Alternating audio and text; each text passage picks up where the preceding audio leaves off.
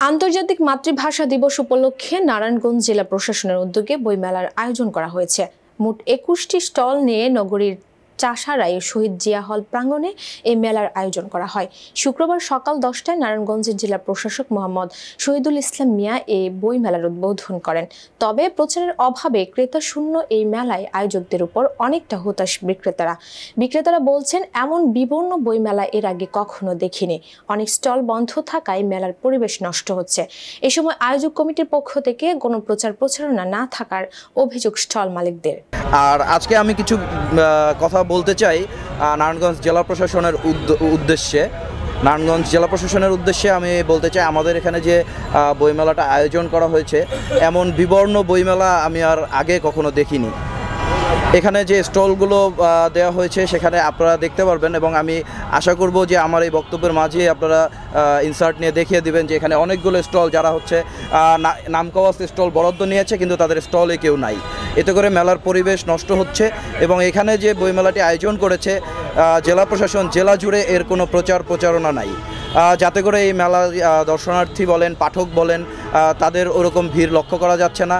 আমরা শুধু বই নিয়ে বসে আছি এবং মশামাছি মারছি।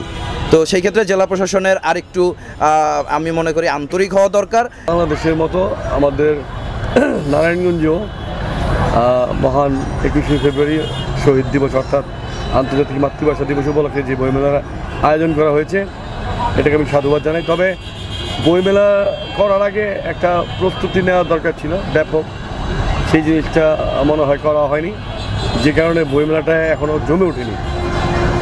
এই বইমেলাটা আরও ব্যাপক হয়, আমরা সবসময় করে থাকি।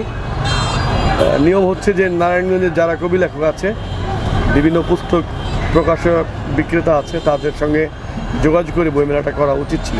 সবসময় করা হয়, কিন্তু এবার কেন করা হয় নাই জানি না। আর সবচেয়ে বড় বিষয় হচ্ছে যে বইমেলায় দর্শনার্থীর সমাগম একেবারেই নেই, কারণ প্রচারণা করা হয় না। যেহেতু তথ্য অধিদপ্তরের প্রচারণা একটা সিস্টেম আছে, তথ্য অধিদপ্তরের সেই সিস্টেমের মাধ্যমে প্রচার করা দরকার ছিল, তারা করলে ইচ্ছা করলে পারতো। আসলে আমাদের জেলা প্রশাসক এই বইমেলা আয়োজনটা করেছেন। নারায়ণগঞ্জ জেলায় এটা কোনো প্রচারণা হয়নি।